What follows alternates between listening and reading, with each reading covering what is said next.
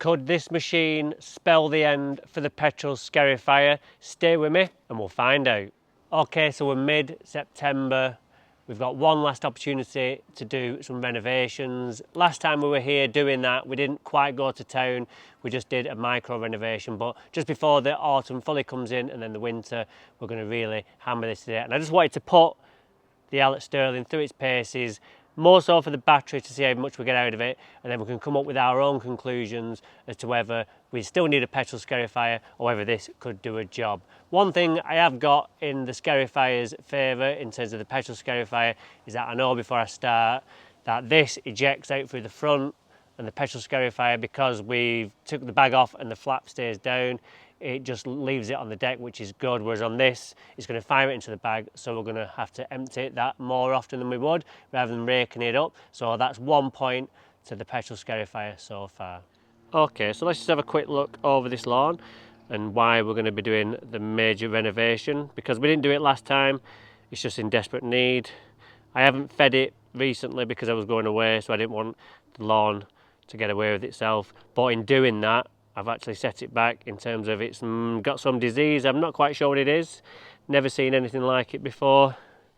Big patches like that, and it's gone like almost like grey. So hopefully it's nothing that can't be cured, but only time will tell. It's all over. The left side's not really got it. It's just on this right side, and I had a little bit up at Charlie at Howard's.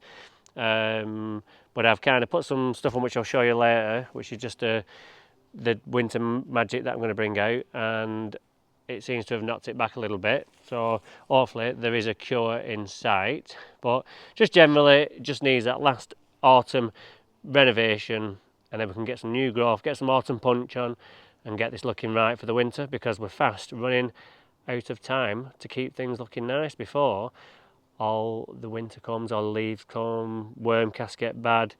So sad times, but we know it happens, so let's make the most of what we've got left. Okay, so before we start, let's just go through what we're going to do. We've got our new verticutting groomer in, which has got double the amount of blades on, so it actually kind of has more on than ye old faithful. That's just having a bit of time off today. Thought I'd give it a well-earned rest.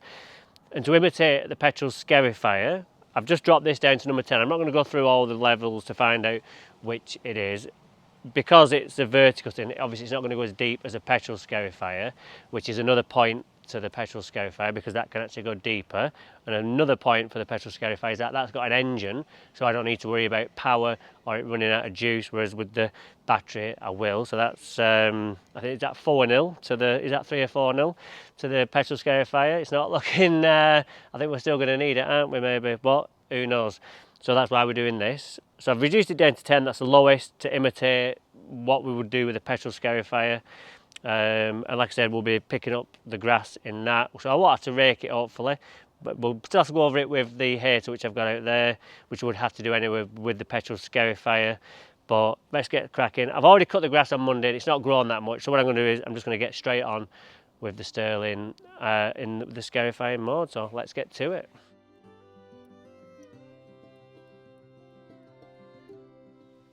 Okay, so we've just done 2 stripes, and look at what we've pulled out, which is great. We don't need to rake it up, so we can have a tick on the Albert Sterling side of things. But what I did notice was, because we've got it so low and it's grabbing the lawn as it spins round, it's getting quite deep, it's actually creating its own self-propelled mechanism. And no matter how slow I run the motor on the top bit, on the green turning dial, which would normally slow it down, it's actually just driving along so fast. Coming down the hill, it almost got away with me. So what I'm going to have to do is I'm going to have to go sideways, and then there's not as much pull, because it could be quite dangerous. So I'm going to go sideways, which is great, because what I have noticed is that I've got a bit of ribbing up there from where I've been mowing the same direction a lot. It's actually started to form some bumps, so to go left and right, we'll actually try and get rid of some of that. So yeah, so if you're going to have it really deep, just be aware that it does pull faster than the actual machine is designed to do, so just one thing to bear in mind.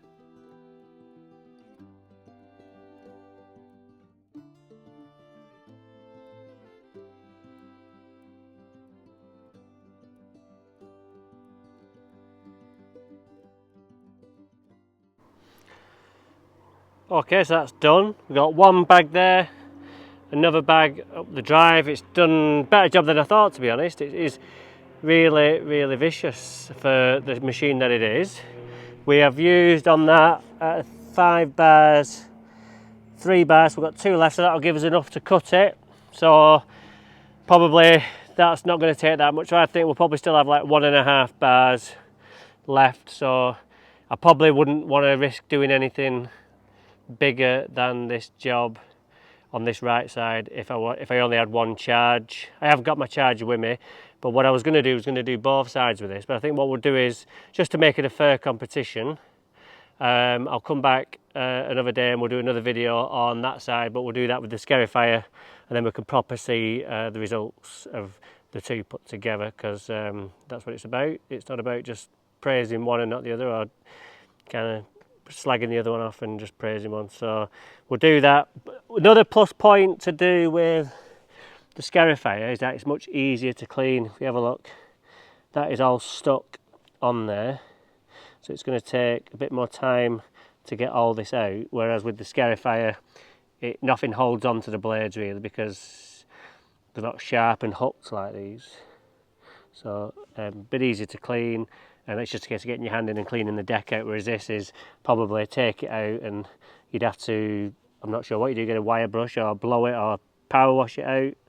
So clean up better on the petrol scarifier. Okay, so now we've done with the Sterling as far as scarifying goes. Normally, as you know, I would have to get the rake out. So this time of year, when I've been doing a lot of work, that is a bit of a godsend. So we can go straight on with the hater. Currently on 3 there, but I'll just drop that down to 2.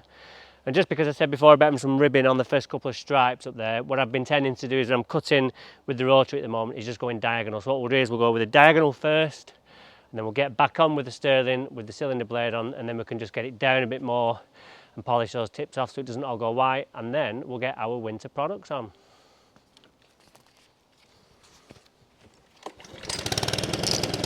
Let's go!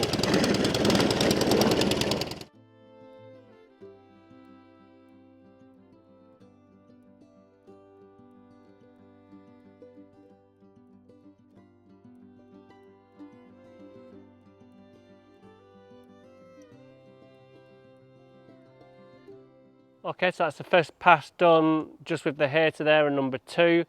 It's tied it up nicely and picked up anything the vertical through in the Sterling left behind. So what I'll do now is I'll just swap the cartridge over back to the cylinder cassette, then we'll get back on, cut it down a little bit shorter, and then we'll be ready for some products. And remember, at this point we do double stripes so that we've got some spraying and application of our granular guidelines. So let's get to it.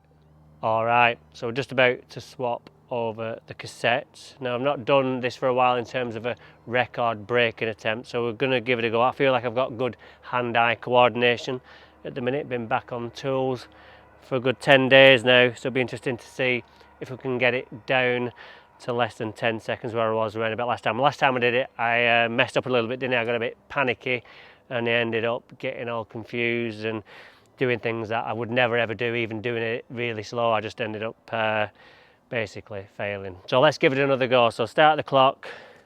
So remember what we've got to do. We've got to release that, lift these 2 up.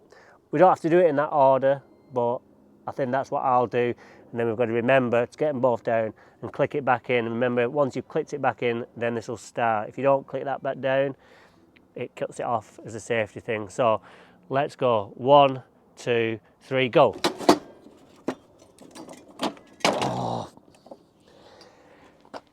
I forgot to lift the dial up because it's not going to come out. So take 2, I'll lift this up and then we'll have another go, one more go. It's a good job it's not the Olympics, because don't you get kicked out for a false start. So what we're going to do is we're going to lift it all the way back up to where we want to cut at, and then we'll start again. So that'll come out easy now. Yep. Right. Sorry about that. These things happen when you're doing things live. Right. 1. So I'm going to put that back down as well. Okay. Just move that down a little bit. Doesn't help doing it on a hill either. Just put a bit of a weight behind it as well. Just stop it rolling. Right. We're good to go. 3, 2, 1, go. 1, 2, 3, 4, in. Make sure they get lined up. In. Stop. How did I do? That's how easy it is.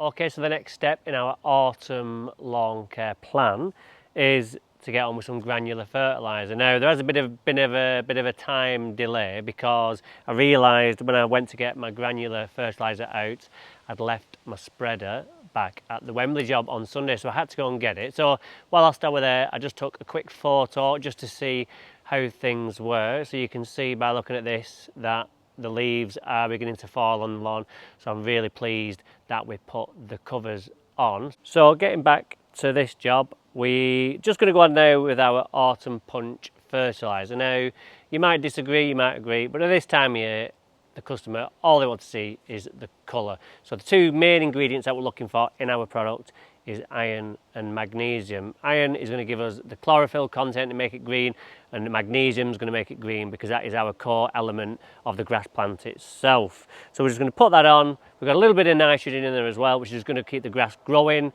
keeping the disease at bay. We're trying to keep the disease at bay this time as well. And then after we've got on with the autumn punch, we're going to go on with Dan's Winter Magic, which also has a bit of acidity to it, which is going to nullify any disease that is lurking as well, because as we know, the fungicides have been taken off the market. We have to come up with other things, and in tests it's really worked at cutting out fusarium. If you do get it, it cures it or gets rid of it a bit quicker than just leaving it. So let's crack on. What I'm going to do is today I'm just going to go on at number 32 on the spreader just to see what happens. Nothing is going to happen bad, it's just going to give us more colour. So let's get to it.